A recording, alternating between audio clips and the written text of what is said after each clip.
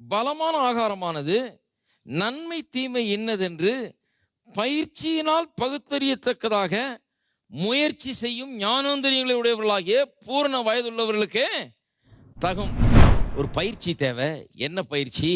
நன்மை தீமை என்னதென்று பயிற்சியினால் பகுத்தறியத்தக்க முயற்சி. இது ரொம்ப ஈஸி கிடையாது. ஏன்னா நமக்கு டக்குன்னு சரீரம் ஒன்று சொன்னோன்னா டக்குன்னு நம்பக்கூடிய ஒரு நிலையில தான் இருக்கிறோம் எல்லாருமே. இப்போ இதுலேருந்து மாறணும். சரீரம் சொல்லுதுன்னா வியாதின்னு சொல்லுது, ஆனால் நான் இல்லைன்னு சொல்கிறேன். நான் என்ன சொல்கிறேன்? நான் குணமானேன்னு சொல்கிறேன். என்னுடைய சூழ்நிலை சொல்லுது ரொம்ப கஷ்டம்னு சொல்லுது, நான் சொல்கிறேன் இல்லை, என்னை பலப்படுத்துகிற கிறிஸ்துவனால எனக்கு எல்லாவற்றையும் செய்ய பலன் உண்டு என்று நான் சொல்லுகிறேன். என்னுடைய சூழ்நிலை சொல்லுது முடியாதுன்னு, நான் சொல்கிறேன் முடியும்னு நான் சொல்கிறேன். விசுவாசிக்கிறவனால் எல்லாம் கூடும், இல்லையா? அப்போ இதுக்கு ஒரு பயிற்சி தேவை. தினந்தோறும் என்னுடைய சூழ்நிலை ஏதோ சொல்லிக்கிட்டே இருக்குது. என் பேங்க் அக்கௌண்ட் சொல்லுது, என் சரீரம் சொல்லுது, மற்றவங்க சொல்கிறாங்க, அவங்க சொல்கிறாங்க, இவங்க சொல்கிறாங்க, டாக்டர் சொல்கிறாங்க, எல்லாரும் சொல்கிறாங்க. பாருங்க, எல்லாரும் சொல்கிறது ஒன்றா இருக்குது, கர்த்தருடைய வார்த்தை சொல்லுகிறது இன்னொன்றாக இருக்கிறது. ஒவ்வொரு நாளும் எல்லாரும் சொல்கிறதையும் மற்ற எல்லா சூழ்நிலை நான் பார்க்கறது, கேட்கிறது, உணர்கிறது, இந்த மாம்சத்தின்படி உள்ள உலகத்திலே அதன் மூலமாக நான் அறிந்து கொள்ளுகிற காரியங்களையும் தேவனுடைய வார்த்தை என்ன சொல்லுகிறது என்றது அதையும் எடுத்து ரெண்டுத்தையும் வச்சு இந்த ரெண்டுத்துல எது நன்மை எது தீமை, எதை நான் எடுத்துக்கொள்ள வேண்டும் என்கிற ஒரு எக்ஸசைஸை நான் பண்ண வேண்டும் டெய்லி. எப்படி இந்த மீட்பின் நிஜத்தில் எப்படி வாழ்வது, மீட்பை எப்படி நிஜமாக்குவது நம்முடைய வாழ்க்கையில, எப்படி மீட்பின் அந்த காரியத்தை நம்முடைய வாழ்க்கையில நடைமுறைப்படுத்துவது எப்படின்னு பார்ப்போம். கொஞ்சம் திருப்போம். ரோமர் 10ஆம் அதிகாரம் 9-10 ஆகிய வசனங்கள் ரட்சிப்பை பற்றி சொல்லி இருக்குது. எப்படி உங்களுக்கு ரட்சிப்பு வந்ததுன்னு பாருங்க. என்னவென்றால் கர்த்தராகிய இயேசுவை நீ உன் வாயினாலே அறிக்கையிட்டு, எல்லாம் சொல்லுங்க, வாயினாலே அறிக்கையிட்டு. அப்ப ரட்சிக்கப்பட்டது எப்படிங்க? வாயினாலே அறிக்கையிட்டு தேவன் அவரை மரித்தோரிலிருந்து எழுப்பினார் என்று உன் இருதயத்திலே விசுவாசித்தால் ரட்சிக்கப்படுவாய். அப்ப 2 காரியம் நடந்திருக்குது. என்ன 2 காரியம்? ஒன்னு இருதயத்துல விசுவாசித்தீங்க, இன்னொன்னு வாயினால அறிக்கை செய்தீர்கள். நீதி உண்டாக இருதயத்திலே விசுவாசிக்கப்படும், ரட்சிப்புண்டாக வாயினாலே அறிக்கை பண்ணப்படும். அப்ப அறிக்கைக்கு அவ்வளவு பெரிய ஒரு இடம் இருக்கிறது என்று பாருங்கள். வாழ்க்கையில ரட்சிப்பிலே அறிக்கை ரொம்ப முக்கியமா இருக்குது. ஒருவன் அறிக்கை செய்யாவிட்டால் அவன் ரட்சிக்கப்பட முடியாது. ரட்சிக்கப்படுறவன் எப்படி ரட்சிக்கப்படுறான்? பாவ அறிக்கை செய்யறதுனால ரட்சிக்கப்படுறது இல்லை. பாவ அறிக்கைக்கும் ரட்சிப்புக்கும் சம்பந்தமே கிடையாது. பாவ அறிக்கைன்றது ரட்சிக்கப்பட்டவன் பாவம் செய்யும் போது அறிக்கை செய்யறதுதான் பாவ அறிக்கை. நிறைய பேருக்கு இடி உள்ள மாதிரி ஆயிடுச்சு இப்பவே. 1 யோவான் 1:9 யாருக்கு? ரட்சிக்கப்பட்டவனுக்குங்க. ரட்சிக்கப்பட்டவர் சொல்றாரு, பாவம் செஞ்சால் பாவத்தை எல்லாம் அறிக்கை செய், அவர் உன்னை சுத்திகரித்து கழுவ நீதி உண்மை உள்ளவருமாய் இருக்கிறார். யாருக்கு சொல்லி இருக்குது? பாவத்தை அறிக்கை செய்ய சொல்லி. பாவிக்கு இல்லை, தேவனுடைய பிள்ளைக்கு சொல்லப்பட்டிருக்கிறது. அப்ப ஒரு பாவி அல்லது தேவனை அறியாதவன் அவன் எப்படி ரட்சிக்கப்படுறான்? பாவத்தை அறிக்கிறதுனால ரட்சிக்கப்படல, இயேசுவை ஆண்டவர் என்று அறிக்கை செய்கிறதுனால அவன் ரட்சிக்கப்படுறான். இருக்கீங்களா? நல்லா இதெல்லாம் புரிந்து வைத்துக் கொள்ள வேண்டும். நிறைய இதுல பெரிய பிரச்சனைகள்லாம் இருக்கு பாருங்க. அந்த காலத்துல எனக்கு ஞாபகம் இருக்கு, ஒரு கூட்டத்துல வாலிபரெல்லாம் போய் முன்னால் நின்னாங்க பாருங்க, எல்லாம் போய் ரட்சிக்கப்படுறதுக்கு அவர் சொல்லிட்டாரு, எல்லாம் ஒரு 3 நாள் உபவாசம் கடை, அழுது நல்லா ஜெபம் பண்ணு, ஜெபம் பண்ணா கர்த்தர் உன் பாவத்தை எல்லாம் காமிப்பார், எல்லாம் ஒன்னொன்னையும் அறிக்கை செய். நான் அப்பவே யோசித்தேன், 3 நாள்ல எங்க அறிக்கை செய்யறது? இதெல்லாம் வாழ்நாள் பூரா செய்த பாவத்தை 3 நாள் அறிக்கை செய்ய முடியுமா? அவன் போய் 3 நாள் அறிக்கை செஞ்சுட்டு வர்றான் பாருங்க. அப்பவும் அறிக்கை செஞ்சோமான்னு அவனுக்கு சந்தேகம். அதனாலதான் இந்த ரட்சிக்கப்பட்டமான்ற நிச்சயமே முக்காவாசி கிறிஸ்தவர்களுக்கு இருக்காது. ஏன்னா அவங்க பிரமிச தப்பு, அவங்களுடைய ஆரம்பமே அந்த தியாலஜியே தப்பு, அவங்களுடைய அந்த பேசிக் இதே தப்பு. என்ன தப்புன்னா, எல்லா பாவத்தையும் அறிக்கை செஞ்சுட்டியா, அறிக்கை செய்யாத பாவம் ஏதாவது இருக்குதா? அப்புறம் அவனுக்கு சந்தேகம், ஏதாவது மறந்துட்டோமா நம்ம? இதுல இவனுக்கு நிம்மதியே கிடைக்காது இவனுக்கு. ஏன்னு சொன்னா, நீங்க எல்லா பாவத்தையும் அறிக்கை செய்ததுனால தான் உங்களுக்கு ரட்சிப்பு வருதுன்னா, எல்லா பாவத்தையும் அறிக்கை செஞ்சீங்கன்னு எப்படி உங்களுக்கு நிச்சயமா தெரியும்? சின்ன வயசுல செஞ்சிட்டு இருக்கிறீங்க. இல்ல தெரியாத மாதிரி உட்கார்ந்துருக்காதீங்க. எல்லா பாவத்தையும் அறிக்கை செய்தீங்கன்னு நிச்சயமா தெரியுமா? என்ன லிஸ்டா போட்டு வச்சிருக்கீங்க? அம்மா மளிகை கடைக்கு போய் இந்த 4 சாமான் வாங்கிட்டு வந்தா அந்த 4ல் 1 மறந்துடுது. அப்புறம் எல்லா பாவமும் எப்படி ஞாபகம் வச்சுட்டு இருக்கிறது? அது இத்தனை வருஷமா அப்படி ஞாபகம் வச்சுட்டு இருக்க முடியும்? அதனால ரட்சிப்பு என்கிறது பாவ அறிக்கையினால் உண்டாகிறது இல்ல. ரட்சிக்கப்படும் போது பாவத்தை அறிக்கை செய்யணும் எங்கேயுமே சொல்லி இல்லைங்க.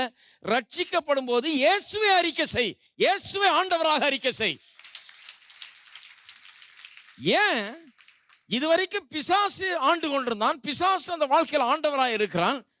இப்ப இயேசு என் ஆண்டவர் அப்படின்னு சொன்ன உடனே பிசாசே நீ வெளியே போ, உனக்கும் உன்னுடைய பாவங்களுக்கும் என்னுடைய வாழ்க்கையில் இடம் கிடையாது. ஒரே தள்ளலாம், ஒரே இதுல வைப் அவுட் பண்ணிடுறீங்க எல்லா பாவத்தையும். அப்புறம் விசுவாசியான பிறகு இன்னைக்கு என்ன பாவம் செய்தீங்கன்னு தெரியல உங்களுக்கு. அதுவும் ரொம்ப சைலண்டா இருக்கிறீங்க. எனக்கு தெரியும் இன்னைக்கு என்ன பாவம் செய்தேன்னு தெரியும். ஏதோ சொல்லியோ செய்தோ ஏதோ பாவம் செய்திருந்தால் அதை நான் அறிக்கை செய்கிறேன். ஏன்னா இப்போ மொத்த பாவத்தை எடுக்க வேண்டியதில்லை, இப்போ லிஸ்ட்டு ரொம்ப சின்னதாயிடுச்சு. அதனால தான் ஈஸியாக பாவத்தை அறிக்கை செய்ய முடியுது. அப்போ ரட்சிப்புக்கு இப்போ அறிக்கை எவ்வளோ முக்கியம்னு பாருங்க. ரட்சிக்கப்படுறது எப்படி ரட்சிக்கப்படுறோம்? பாவத்தை அறிக்கை செய்தில்லை, இயேசு ஆண்டவர் என்று அறிக்கை செய்திருக்கீங்க. எத்தனை பேர் இயேசு ஆண்டவர் என்று அறிக்கை செய்திருக்கிறீங்க? இயேசு ஆண்டவர் என்று அறிக்கை செய்யுங்கள். ஆண்டவர் அறிக்கை செஞ்சீங்கன்னா பிசாசை உங்கள் வாழ்க்கையின் இருதயத்தின் சிங்காசனத்திலிருந்து அவனை டீத்ரோன் பண்ணி அவனை இறக்கி இயேசுவை உங்கள் இருதயத்தின் சிம்மாசனத்திலே ராஜாதி ராஜாவாக உங்களை ஆளுகிறவர்களாக அவருக்கு இடம் கொடுக்கிறீர்கள். இதுதான் நடக்குது. நல்ல கவனிங்க. உங்கள் அறிக்கை பிசாசை வெளியேற்றி விட்டது. பிசாசுக்கு உங்கள் மீது இருந்த அந்த உரிமையை அதிகாரத்தை அன்றோடு அறுத்து விட்டது. இயேசுவுக்கு உங்கள் மீது அதிகாரத்தையும் வல்லமையும் ஆளுகையும் தந்து விட்டது உங்களுடைய அறிக்கை, இல்லையா? இப்ப இயேசு உங்களுடைய ஆண்டவராகி விட்டார். ஏன்னா இயேசுவை நீங்கள் ஆண்டவர் என்று அறிக்கை செய்ததுனால அவர் உங்களுக்கு ஆண்டவராகி விட்டார். ஆனா கவனிங்க, ரட்சிப்போட அறிக்கை நின்றது கிடையாது. ரட்சிப்புக்கு பிறகும் அறிக்கை உண்டு. ரட்சிப்புக்கு பிறகு ஒரு அறிக்கை உண்டு. என்னன்னா, கிறிஸ்துவுக்குள் நான் என்னவாய் இருக்கிறேன் என்கிறத தொடர்ந்து நான் அறிக்கை செய்ய வேண்டும். ரட்சிக்கப்படுறதுக்கு மட்டும் அறிக்கை இல்லை, விசுவாச வாழ்க்கையே அறிக்கையினால் தான் வாழுகிறது. ரட்சிக்கப்படுறது விசுவாசத்தினால் தான் ரட்சிக்கப்படுறோம். கிருபையினாலே விசுவாசத்தை கொண்டு ரட்சிக்கப்பட்டீர்களே, இல்லையா? அப்ப விசுவாசத்தினால தான் நம்ம ரட்சிப்பை எடுத்துக்கொள்கிறோம். அப்ப விசுவாச வாழ்க்கை என்பது அன்றாடம் தேவன் நமக்காக ஏற்படுத்தி வைத்திருக்கிறவைகளை விசுவாசத்தினாலே எடுத்துக்கொள்வது. விசுவாசத்தினாலே எடுத்துக்கொள்வதுனா confession is what brings possession. அறிக்கை தான் அங்க இருக்கிறதை எடுத்துக்கொள்ளும்படியாய் செய்கிறது. அறிக்கை தான் தேவன் ஏற்படுத்தினவளை எனக்கு சொந்தமாக்குகிறது. அப்ப அறிக்கை இல்லாமல் ஒரு விசுவாச வாழ்க்கையை நான் வாழ முடியாது. அப்ப ரட்சிக்கப்படும் போது நான் எப்படி பிசாசை என்னுடைய இருதய சிம்மாசனத்திலிருந்து விரட்டி விட்டு இயேசுவுக்கு என்னுடைய இருதய சிம்மாசனத்தில் இடம் கொடுத்து அவரை ஆளும்படி இடம் கொடுத்தேனோ, அதுபோல நான் ஒவ்வொரு நாளும் என்னை எது ஆளும் என்று என்னுடைய அறிக்கையினாலே அவைகளுக்கு இடம் கொடுக்கிறேன்.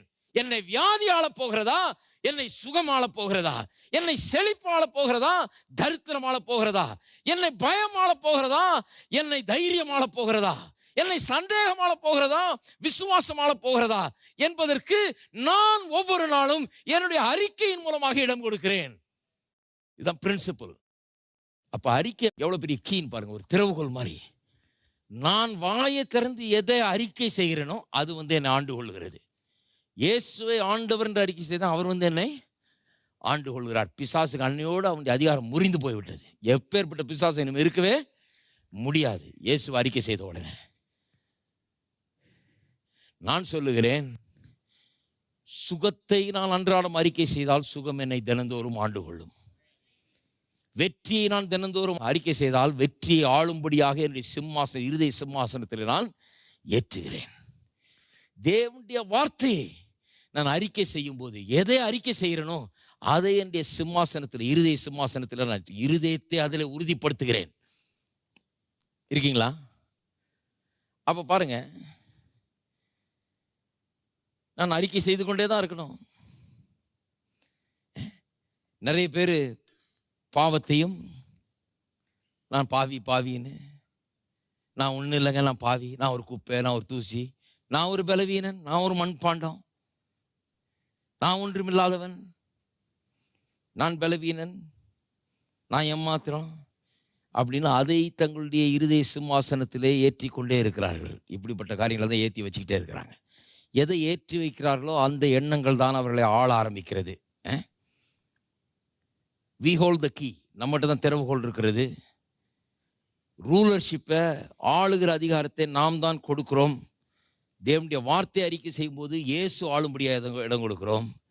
பயத்தை அறிக்கை செய்யும்போது, வியாதியை அறிக்கை செய்யும்போது, இல்லாமை அறிக்கை செய்யும்போது, பிசாசின் கிரியைகளை அறிக்கை செய்து கொண்டிருக்கும் போது, இந்த பிசாசின் உலகத்தில் இருக்கிற பிசாசின் சகல கொடுமைகளையும் சகல கஷ்டங்களையும் நான் அறிக்கை செய்து அதையே பேசி கொண்டிருக்கும் போது, அவைகள் என்னை ஆளும்படியாக என் இருதயத்தில் நான் இடம் கொடுத்து விடுகிறேன்.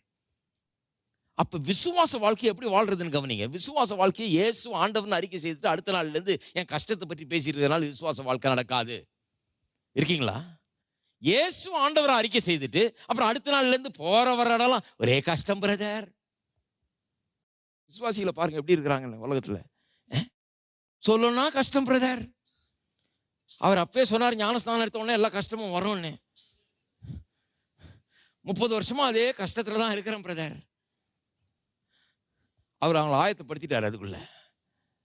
கஷ்டத்திலே எப்படி வாழலான்றதுக்கு, கஷ்டத்திலேருந்து விடுபடுறதுக்கு ஆயத்தப்படுத்தலை. கஷ்டத்திலே எப்படி இருந்துக்கிறது சமாளிச்சு அப்படின்னு எல்லாம் இப்போ சமாளிக்கிறதுல சாம்பியனாக இருக்கிறாங்க. சகிச்சுக்கிட்டு இருக்கிறாங்க.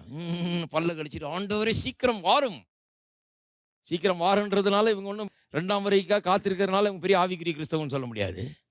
இவங்களால ஒன்றும் முடியல, நீர் வந்து காப்பாற்றம்ன்றாங்க. அவங்க வந்தாலாவது இதுலேருந்து விடுபடுவோம்ன்றாங்க.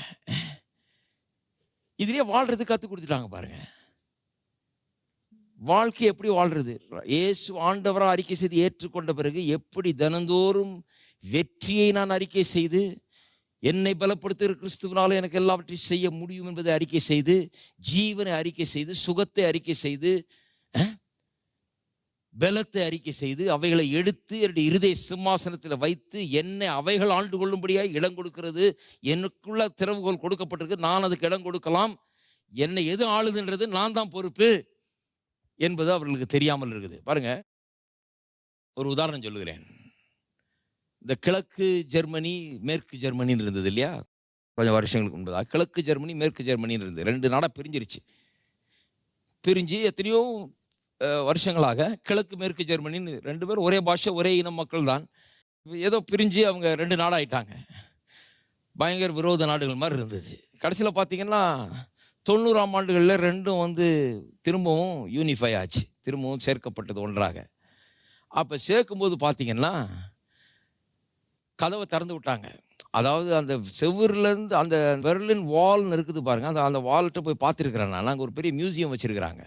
அந்த மியூசியமில் கிழக்கு மேற்கு ஜெர்மனின்னு இருந்தப்போ அந்த சைட்லேருந்து இந்த சைடு தாவி குதிக்க பார்த்தவங்க எவ்வளோ பேருன்னு அந்த இதெல்லாம் வச்சுருக்காங்க. அங்கே என்னெல்லாம் பண்ணி தாவி குதிக்க பார்த்துருக்காங்க. ஒருத்தன் ஒரு மெத்த மேலேருந்து ஒரு பிளேன் மாதிரி செஞ்சு அங்கேருந்து டேக் ஆஃப் ஆக பார்த்துருக்கான். அங்கேருந்து வந்து இங்கே இறங்கிடலாம். நான் அந்த பக்கம் வந்து ரொம்ப தரித்திரம், ரொம்ப மாதத்துக்கு 2000-3000 சம்பாதிக்கிற ஆட்கள். இந்த பக்கம் பார்த்தீங்கன்னா எல்லாம் செல்வ செழிப்பாக இருக்குது. அதனால் அவனுக்கு எப்படியாவது இந்த பக்கத்துலேருந்து அந்த பக்கம் தாவி இந்த பக்கம் மாட்டிக்கிட்டான். 2ஆம் உலக யுத்தப்ப 2 நாடாக பிரியும் போது அவன் இந்த பக்கம் மாட்டிக்கிட்டான். இது வந்து கெட்ட பக்கமாகி போச்சு. அதனால் எப்படியாவது அந்த பக்கம் தாவிடுவோம்னு சொல்லி முயற்சி எடுத்துருக்கான். போய் உளுந்து எல்லாம் ஆகி இப்படி பல சம்பவங்களை ரெக்கார்ட் பண்ணி அங்கே மியூசியமே வச்சுருக்கிறாங்க. ரொம்ப அதிசயமாக இருக்குது. என்ன முயற்சிகள்! ஜனங்க வந்து எப்படியாவது அங்கேருந்து தப்பிச்சு வெளியே வந்துடணும்னு பல முயற்சிகள் எடுத்தாங்க. கடைசியில் வந்து சட்டப்பூர்வமாகவே இந்த 2 நாடுகளும் இணைவதற்கு ஏற்பட்டு அந்த செவுரு வந்து பிரிஞ்சப்ப கட்டப்பட்ட செவுரு, தன்னுடைய விரோதத்தை காட்டும்படியாக, பிரிவினையை காட்டும்படியாக பெரிய மதில் செவுரு எழுப்பிட்டாங்க பாருங்க. 2 நாடும் இணையணும்னு தீர்மானம் பண்ணி எல்லாம் சட்டப்பூர்வமாக அது நிறைவேற்றியாச்சு. நிறைவேற்றின பிறகு அந்த செவுரு அப்படியே தான் இருக்குது. செவுரு அப்படியே இருக்கிறதுனால இப்போ போகிறது கஷ்டம்தான், போகலாம். ஆனால் நடுவில் இது நிற்கிது. கதவை திறந்து விடுறான், அது பாட்டுக்கு ஆயிரக்கணக்கான வந்து முண்டி அடிச்சுட்டு வந்து அது உள்ள நுழையிறாங்க எல்லாம், நானா நீயான்னு. ஏன்னா அந்த பக்கம் போறதுன்றது பரலவம் போற மாதிரி அவங்களுக்கு முண்டி அடிச்சுட்டு வந்து நிற்கிறாங்க பாருங்க. அப்புறம் பார்த்தீங்கன்னா அருமையான காட்சி என்னன்னா, அங்கே சிலர் உட்கார்ந்துக்கிட்டு அந்த சுவரை ஆக்ரோஷமாக அடிக்கிறாங்க. போட்டு அடின்னு அடித்து ஒரு செங்கலாக நவுத்தி அந்த உறுதியாய் கட்டப்பட்ட அந்த கல் செவரை இப்போ சட்டப்பூர்வமாக 2 நாடும் இணைஞ்சிருச்சுன்னு சொல்லிட்டதுனால கையாலே இடித்து சுற்றி எடுத்துகிட்டு வந்து இடித்து கடப்பாறையை வச்சு இடித்து சந்தோஷமா இடிச்சு தள்ளி வழி உண்டாக்குறான். ஒருத்தனா அவன் அங்கங்கே இடிக்க ஆரம்பிச்சிட்டாங்க. நான் சொல்லுகிறேன், மீட்பு சட்டப்பூர்வமாக தேவனோடு இணைந்து தேவனுடைய ஐஸ்வர்யத்திலே, தேவனுடைய சுகத்திலே, தேவனுடைய பலத்திலே, தேவனுடைய சகல ஆற்றலிலும் நாம் இணைந்து வாழ்வதற்கு வேண்டிய சட்டப்பூர்வமான எல்லா காரியத்தையும் செய்து விட்டது மீட்பு. இந்த பெர்லின் வால் மாதிரி அந்த பழைய வால் அப்படியே நின்றுட்டு இருக்குது பாருங்க. இப்ப நாம் என்ன பண்ணணும்? நம்முடைய வாயின் வார்த்தையை கொண்டு அதை இடிச்சு தள்ள வேண்டும்.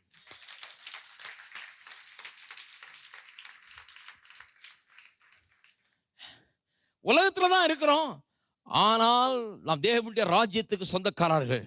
உலகத்துல தான் இருக்கிறோம், ஆனா அந்த மகிமையின் ஐஸ்வர்யத்தின்படி நாம் வாழுகிறவர்கள். உலகத்துல தான் இருக்கிறோம், ஆனால் எப்படி தேவனுக்கு எல்லாம் கூடுமோ அது போல நமக்கும் எல்லாம் கூடும். உலகத்துல தான் இருக்கிறோம், ஆனால் நாம் அந்த உலகத்தின் வல்லமையோடு அந்த உலகத்தின் ஐஸ்வர்யத்தின்படி வாழுகிறவர்கள். இருக்கீங்களா? அப்ப என்ன பண்ணணும்? நான் இதை இடித்து தள்ள ஆரம்பிக்கணும்.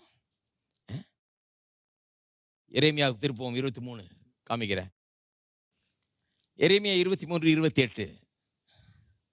சொப்பனம் கண்ட தீர்க்கதரிசி சொப்பனத்தை விவரிப்பானாக. என் வார்த்தை உள்ளவனோ என் வார்த்தையை உண்மையாய் சொல்வானாக. நல்ல கவனிங்க, எல்லாரும் சொல்லுங்க. என் வார்த்தை உள்ளவனோ என் வார்த்தையை உண்மையாய் சொல்வானாக. கோதுமைக்கு பதர் எம்மாத்திரம் என்று கர்த்தர் சொல்லுகிறார். என் வார்த்தை அக்கினியை போலும் கண்மலையை நொறுக்கும் சம்மட்டியை போலவும் இருக்கிறது அல்லவா என்று கர்த்தர் சொல்லுகிறார். என் வார்த்தை உள்ளவனோ என் வார்த்தையை உண்மையாய் சொல்வானாக. இங்கிலீஷ்ல ரொம்ப அருமையாக வருகிறது. He that hath my word, let him speak it faithfully. என்னுடைய வார்த்தை உண்மையாய் சொல்வானாகனா, இடைவிடாமல் மாத்தாம இன்னைக்கு ஒன்று சொல்றது நாளைக்கு ஒன்று சொல்றது அப்படி இல்லாமல் என் வார்த்தையை உண்மையாய் ஃபெய்த்ஃபுல்லாக சொல்வானாக. உண்மையாக அதை சொல்லிக்கிட்டே வா அப்படிங்கிறார். என் வார்த்தையை உண்மையாய் சொல்வானாக. ஏன் உண்மையாக சொல்லணும்? வார்த்தையை உண்மையாக சொல்லணும்னா இன்னைக்கு ஒன்று நாளைக்கு ஒன்று சொல்றதல்ல. இன்னைக்கு வார்த்தையை சொல்றது நாளைக்கு சந்தேகத்தை சொல்றதல்ல. இன்னைக்கு வார்த்தை சொல்றது நாளைக்கு என் ஃபீலிங் சொல்றது அப்படி அல்ல. வார்த்தை உண்மையாய் சொல்வானாகனா, காலையிலையும் வார்த்தையை சொல்றேன், மத்தியானமும் வார்த்தையை சொல்றேன், ராத்திரியும் வார்த்தையை சொல்றேன். காலையில எழுந்திரிச்சா வலிக்குது சரீரம், அப்பவும் வார்த்தையை சொல்லுகிறேன். சாயங்காலம் போனால் காசு இல்லை, அப்பவும் வார்த்தையை சொல்லுகிறேன். அடுத்த நாள் பார்த்தா பெரிய பிரச்சனை வருது, அப்பவும் வார்த்தையை சொல்லுகிறேன். அதுக்கு அடுத்த நாள் பார்த்தா எல்லாம் முடியாது போல தெரியுது, அப்பவும் வார்த்தையை சொல்லுகிறேன். அதுதான் வார்த்தையை உண்மையாய் சொல்வானாக என்பதற்கு அர்த்தம். வார்த்தை உள்ளவனோ என் வார்த்தையை உண்மையாய் சொல்வானாக. எல்லாம் சொல்லுங்க, வார்த்தையை உண்மையாய் சொல்வானாக.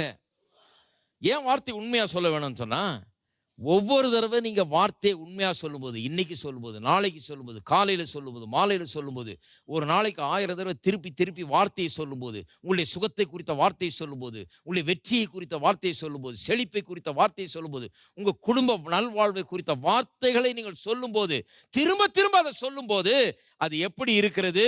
கர்த்தர் சொல்றாரு, என் வார்த்தை கண்மலையை நொறுக்கும் சம்மட்டியை போல் இருக்கிறது அல்லவா. செவுரு நின்றுட்டு இருக்குது, திரும்ப திரும்ப சொல்லும் போது இது இங்க நிக்க கூடாது. என்னுடைய செழிப்பை தடுக்கிற இந்த செவுரு இங்க நிக்க கூடாது. இந்த செவரை ஏற்கனவே கேன்சல் பண்ணியாச்சு. லீகலா இதை இன்வாலிடா டிக்ளேர் பண்ணியாச்சு. லீகலா இதுக்கு அதிகாரம் இல்லைன்னு டிக்ளேர் பண்ணியாச்சு. இந்த சூழ்நிலையில் நிற்கக்கூடாது, இந்த செவரு நிற்கக்கூடாது என்று சொல்லி வார்த்தையை கொண்டு அந்த செவரை பிட்டு பிட்டா பீஸ் பீஸா ஒவ்வொரு செங்கலும் அடிச்சு நொறுக்கி தூளாக்குகிறீர்கள், வழியை உண்டாக்குகிறீர்கள். செழிப்புக்கும் சுகத்துக்கும் ஆசீர்வாதத்துக்கும் வழியை உண்டாக்குகிறீர்கள். அதனால்தான் வார்த்தை உண்மையாய் சொல்லுவானாக சொல்லி. அதனால்தான் சொல்லியிருக்குது, ஆட்டுக்குட்டியின் ரத்தத்தினாலும் வசனத்தின் சாட்சியினாலும். அப்போ பாருங்க, நிறைய பேருக்கு இந்த அறிக்கை என்ன விளங்குறது இல்லை. சிலர் இதை ரொம்ப தப்பா நினைக்கிறாங்க. அவங்க என்ன சொல்றாங்க, என்னையா வார்த்தை சொன்னா உடனே கத்தர் மாறிடுவாரா? அது அவங்களுக்கு புரியவே இல்லைன்னு அர்த்தம். வார்த்தை கத்தரை மாத்துறது இல்லை, கத்தரை யாரும் மாற்ற முடியாது. இதை சொல்ற ஆளுங்க தான் ஜெபம் பண்ணி கத்தரை மாற்றலாமான்னு பார்த்துட்டு இருக்காங்க. நம்ம அறிக்கை செய்ய சொன்னால் அதை கிரிட்டிசைஸ் பண்ணிட்டு இருக்கிறாங்க, அதை கிண்டல் பண்றது. ஆனால் அவங்க ஜபம்லாம் பாருங்க, கத்தரை மாத்திர ஜபம் தான். ஆண்டவரே எப்படியாவது இதை செய்ய ஆண்டவரே, செய்யாமல் நான் விடமாட்டேன் ஆண்டவரே, அடியேன் உம்முடைய பாதத்தை நான் விடமாட்டேன். அதான் நீ பிடிக்கிற வரைக்கும் பிடிச்சிக்க, நான் போயிட்டே இருக்கிறேன். நான் உம்முடைய சிங்காசனத்தை ஆட்டுன்னு ஆட்டுவேன் ஆண்டவரே. கை வலிக்கும், அவருடைய சிங்காசனம் என்றென்றைக்கும் உள்ளது. உங்கள் கையை என்றைக்கும் நல்லா வச்சுக்கணும்னா அதை ஆட்டாதீங்க. ஜெபம்ங்கிறது அவர் சிங்காசனத்தை பிடிச்சி ஆட்டுறது இல்லைங்க. ஜெபம்ங்கிறது அவருடைய வார்த்தையை வாயினால் பேசுவது தான் ஜெபம். அவருடைய சிங்காசனத்தை ஏன் பிடிச்சி ஆட்டுறீங்க? அதை ஒன்றுமே பண்ண முடியாது. அதை போட்டு ஆட்டாதீங்க. ஜெபம்ங்கிறது அவர் பாதத்தை பிடிக்கிறது இல்லை. ஜெபம்ங்கிறது அவருடைய வார்த்தையை சொல்லுவது. அப்போ அறிக்கையை குறித்து ஒரு காரியத்தை புரிந்து கொள்ள வேண்டும். அது என்ன? என்னுடைய அறிக்கை கர்த்தரை மாற்றுகிறது கிடையாது. என்னை எதுவுமே கர்த்தரை மாற்றுறது கிடையாது. அவர் சொல்றாரு, நான் நேற்றும் இன்றும் என்றும் மாறாதவன், நான் கர்த்தர், நான் மாறுகிறது இல்லைன்ட்டார். அதனால நாங்கள் அறிக்கை செய்கிற கும்பல் இந்த அறிக்கையினால் அவரை மாற்றுற கும்பல் இல்லை. அறிக்கை செய்யும் போதே நாங்கள் என்ன சொல்றோம்? அவர் முதல்ல சொல்லிட்டார், அதை தான் நான் சொல்லிட்டு இருக்கிறேன். அவரை மாற்ற பார்க்கறது இல்லை. அவர் சொன்னதையே நான் சொல்லுகிறேன். அப்போ நான் அவரை மாற்ற பார்க்குறேன்னா கிடையாது. அவர் சொன்னது தான் நான் சொல்லிட்டு இருக்கேன். அவர் தான் முதல்ல சொன்னார், அவருடைய தழும்புகளால் நீங்கள் குணமானீர்கள் நானா சொன்னேன் கிடையாது. அவர் சொன்னார். இப்போ அவர் சொன்னதுனால நான் சொல்றேன். அதுதான் அறிக்கை. அப்ப அறிக்கை அவரை மாற்றுகிறது கிடையாது. அறிக்கை என்னை மாற்றுகிறது. அறிக்கை என்னுடைய அவிசுவாசத்தை மாற்றுகிறது. அறிக்கை என்னுடைய சந்தேகத்தை மாற்றுகிறது. அறிக்கை என்னுடைய இருதயத்தில் என்னை உறுதியாக இருக்க பண்ணுகிறது. அறிக்கை எனக்கு விசுவாசத்தை கொடுக்கிறது. அறிக்கை தேவனுடைய வல்லமையை கட்டவிழ்த்து விடுகிறது. அறிக்கை என்ன மாற்றுகிறது? என்ன மாற்றுகிறது மட்டுமல்ல, என்னுடைய சூழ்நிலைகளையும் மாற்றுகிறது. அப்ப அறிக்கை எவ்வளவு அவசியம் பாருங்க. ரட்சிக்கப்படும் போது அறிக்கை செய்கிறோம். ஆனால் அதன் பிறகு விசுவாச வாழ்க்கை என்று ஒன்று இருக்கிறது. ஒவ்வொரு விசுவாசியும் விசுவாசத்தில் தான் வாழ்கிறார்கள். ஏன்னா ஒரு விசுவாசத்தில் தான் பிழைக்கணும். விசுவாசத்தினால எப்படி டெய்லி பிழைக்கிறது? டெய்லி சந்தேகத்தையும் நீங்கள் நினைச்சதை பேசிக்கிட்டு, இல்லாமையும் வறுமையும் சுகவீனத்தையும் பலவீனத்தையும் அதையும் இதையும் பேசிக்கிட்டு விசுவாசி பிழைக்க முடியாது. ஹலோ, எப்படி விசுவாசி பிழைக்கிறது?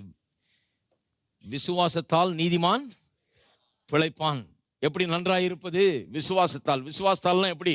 கர்த்தருடைய வார்த்தையை சொல்வதனால தான் விசுவாசம். கர்த்தருடைய வார்த்தையை அறிக்கை செய்வதனால. அவர் என்ன சொன்னார்னு பார்த்தா அவர் அதை அறிக்கை செய்யறதுனால. அவரை நான் மாற்ற பார்க்கறது இல்லை, என்ன மாத்திக்கிறேன். நான் தான் மாறணும், அவர் மாறுறது இல்லை. ஒருத்தர் சொல்றாரு, நீங்க சொன்னா அவர் ஒன்று செஞ்சிருவாராக்கும், நீங்க சொன்னா அவர் மாறிடுறாராக்கும். அவர் தான் மனம் மாறுறது இல்லைன்னு சொல்லிட்டாரு. நாங்கள் ஒன்றும் அவரை மாத்துறது இல்லை. அவர் சொல்லி இருக்கிறாரியா, அவர் சொன்னதுனால நான் என் மனசை மாத்திக்கிறேன். நான் சுகவீரன்னு சொல்ற என்னுடைய எண்ணத்தை மாத்தி நான் சுகமானேன் என்று நான் அறிக்கை செய்கிறேன். என்ன அவர் சொல்லிவிட்டார். அதனால நான் என்னுடைய எண்ணத்தை மாற்றிக்கொள்ளுகிறேன்.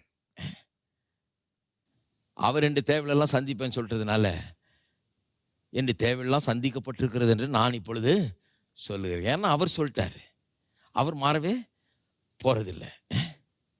நிறைய பேருக்கு அது விளங்குறது இல்லை. அறிக்கையை பற்றி இப்போ சொன்னீங்கனாலே நிறைய பேர் அதை தப்பாக சொல்லுவாங்க. என்ன அறிக்கை செஞ்சால் நடந்துருமா? நீ இப்படி 10 தடவை சொல்லிட்டதுனால இது நடந்துருமா? நாங்கள் அப்படி சொல்லலை. 10 தடவை நம்ம சொன்னதுனால நடக்கணும். கர்த்தர் சொல்லியிருக்கிறாருனால நடக்கும். ஆனால் கர்த்தர் சொல்லி இருந்தாலும் நான் அதை சொல்லாவிட்டால் எனக்கு அது நடக்காது. அதுதான் நாங்கள் சொல்லிட்டு இருக்கிறோம். அதுதான் அறிக்கை. கர்த்தர் சொல்லியிருக்காருங்க, நான் சொன்னதுனால அது நடக்கல. கர்த்தர் சொல்லி இருக்கிறத நான் சொல்றேன், அதனால தான் நடக்குது. வெறும் நான் சொல்லல, கர்த்தர் சொல்லி இருக்கிறார். அவர் தான் முதல்ல சொன்னவர். அதை நான் சொல்லுகிறேன். ஏன்னா நான் இவ்வளவு நாள் வேற மாதிரி யோசிச்சுக்கிட்டு இருந்தேன். இப்பொழுது எனக்கு விளங்கிட்டு, அவர் என்ன சொன்னார்னு எனக்கு விளங்கிட்டு. அதனால என் யோசனையை மாற்றி, என்ன மாற்றி, என்னுடைய எண்ணத்தை மாற்றி, என்னுடைய இருதயத்தை மாற்றி, எல்லாத்தையும் மாற்றி நான் அவர் சொன்னதை இப்போ சொல்றேன். பாருங்க, என்ன மாற்றிருச்சது. என்னுடைய அறிக்கை என்னை மாற்றுகிறது, என்னுடைய சூழ்நிலையை மாற்றுகிறது. சிலர் இருக்கிறாங்க, அவங்க நேற்றும் இன்றும் என்றும் மாறாது. 30 வருஷத்துக்கு முன்னாலையும் சிங்காசனத்தை ஆட்டிகிட்டு இருந்தாங்க, இன்னைக்கும் அதை தான் ஆட்டிகிட்டு இருக்காங்க. ஆட்டி ஆட்டி என்ன நடந்தது? ஒன்றும் நடக்கிறது இல்லை. சிங்காசனத்தெல்லாம் ஆட்ட வேண்டியதில்லை. சிங்காசனத்திலே நீங்கள் வீற்றிருக்கிறவர்கள், அதுலேருந்து கீழே வந்துடாதீங்க. ஆட்டுற வேலைக்கு வலது பார்சத்திலே அவரோடு கூட நீங்கள் என்ன பண்றீங்க? உட்கார வைக்கப்பட்டிருக்கிறீர்கள் என்று வேதம் சொல்லுது. அப்போ ஜெபம்ன்றது அவர் பக்கத்தில் அவர் கூட உட்காந்துக்கிட்டு, அவருடைய ரைட் ஹேண்டில் உட்காந்துக்கிட்டு அவரை பார்த்து பேசுறது தான் ஜெபம். கீழே இருந்துக்கிட்டு ஆட்டிக்கிட்டு அவர் காலை பிடிச்சி ஆட்டுறது, சிங்காசனத்தை பிடிச்சி ஆட்டுறது இல்லை. கூட பக்கத்தில் உட்காந்துக்கிட்டு அவரோடு சமமாய் உட்கார்ந்து கொண்டு பேசி கொண்டிருப்பது. என்னுடைய தேவாதி தேவன் கர்த்தாதி கர்த்தன் அப்பேற்பட்ட ஒரு அந்தஸ்தையும் மரியாதையும் மீட்பின் மூலமாக உங்களுக்கும் எனக்கும் கொடுத்திருக்கிறார்.